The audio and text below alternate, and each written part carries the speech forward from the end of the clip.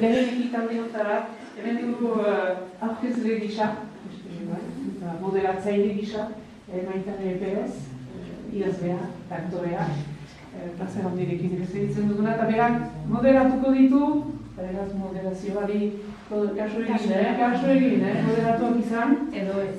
Edo ez, bai. Magi Ane Txoperena, bertsolari eta idazlea, astero ikusten dira, literatura gauzen perrietara, kasik. Goizalde Landa Baso, Radio Euskadin lanean ari dena, Bilbokoa, Agase Lanuz, mankizunean zuten albumuna, mankizuna beratxa, eta haino daudien, idazlea ere, bertsolaria, bertsolari mailan, baduzula... Bertsolaria ez, gaitatzailea. Gaitatzailea, eta ardura bat bat zuen? Bai, bertsolariak. Bai da. Txaloa.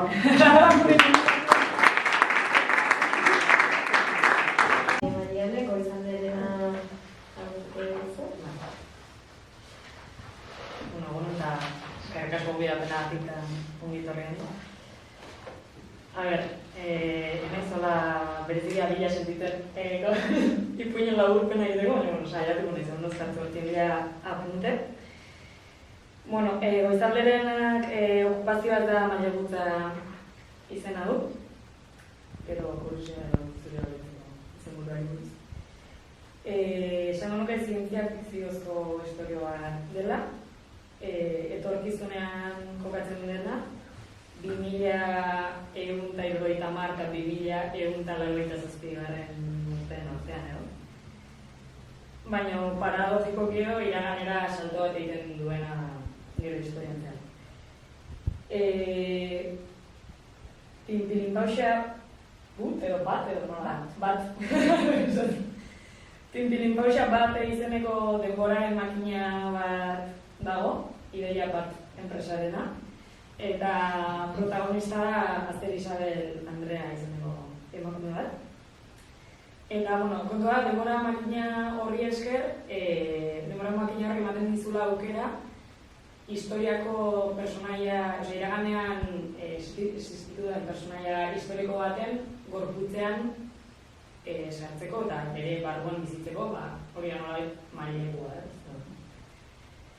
Eta horretarako uniberso diferenteak daude, historia ez da behin aldatu ez, zuk mailegu bezala hartu zuen gorputzean egite dituzun gauzek ez zuten historia aldatu.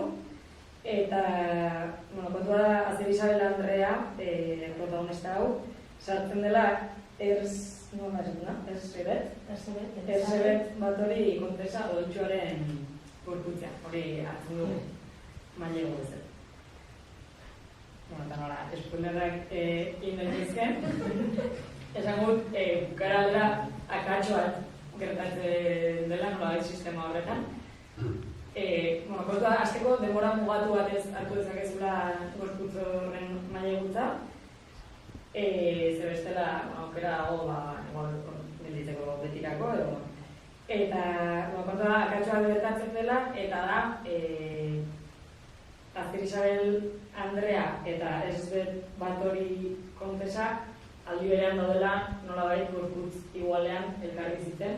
Eta gertatzen da, pentsamendua izeneko kontu bat, eta da, hori, bi harima horiek edo aldi berean ari direla bat bestearen pentsamendua irakurtzen. Eta pentsatu izan duan gauza da ez, edera nintzake beste personen pentsamendua irakurri alizatea, aldi berean zurea irakurtzen ez badute. Edibideko bat da, protagonista euskarazko poema liburu bat da, inork maileguan hartzen ez duen euskarazko poema bat, gauza arrunta, zapatuko dira gure bibliotekoa, edo publikoetan. Eta kontua da, berari hastia ematen diola, hasti existentziala, bere buruari buruz, hausnarketa egiteko liburuaren presentziari buruz eta irakurtzaletasunari buruz eta idazleari buruz, eta idazteari buruz. Gauza da norbaitek maileguan hartzen duela poema hori, nik ulertu denagatik doluan edo dagoen norbaitek hartzen du liburu horretan esaldi bat dagoelako dolua arinduko duena, edo nolaiteko lasaitasuna emango diona. Eta maileguan hartzen dute liburu hori, liburuarentzako esperientzia erabat berritzailea da, flipatu egiten du. Sekula espero ez zukeen edo ez dukeen gauza gertatzen zaio. Eta uste dut zait, ipuin zirkularra delako, ze ipuinetan oso zaila da niretzako edo borobiltzea. Eta uste dut ondo borobiltzen duela, ze, spoilerrak egin daitezke denez, nik ere egin dut, maileguaren ondoren, liburuak amaitzen du kutxa beltz batean, oda mailegua bueltatzen duzunean, beti kutxa batera sartzen duzu, eta ezakizu du zer pasatuko den zera horrekin, liburu horrekin. Niri, zer pentsa eman dit gauza askorekin, eta da, persona batek maileguan hartzen du liburu bat auskalo zergatik, ez da azaltzen, zergatik persona hori doan zuzenean liburu horren gana esaldi hori bilatzera, eta esaldi hori aurkitzen duenean, hau da, berresten duenean, esaldi hori hor dagoenean, liburua abandonatzen du. Eta irutu zait, jenteak maileguan edo erosi edo berdin zait liburuak eskuratzen duenean edo dituenean, zer egiten duen liburu horiekin, ez? Zer askotan badakigu, apaletan gelditzen direla, baina, jentea liburua hartzen duena, zabatu, irakurri esaldi bat, eta irakurtzat ematen duena liburua, ez? Zertarako irakurri, zertarako idatzi orduan, ez? Agian hasi da gara jaikuak idazten edo esaldi publizitarioak eta... En fin, zer pentsa utzi didala.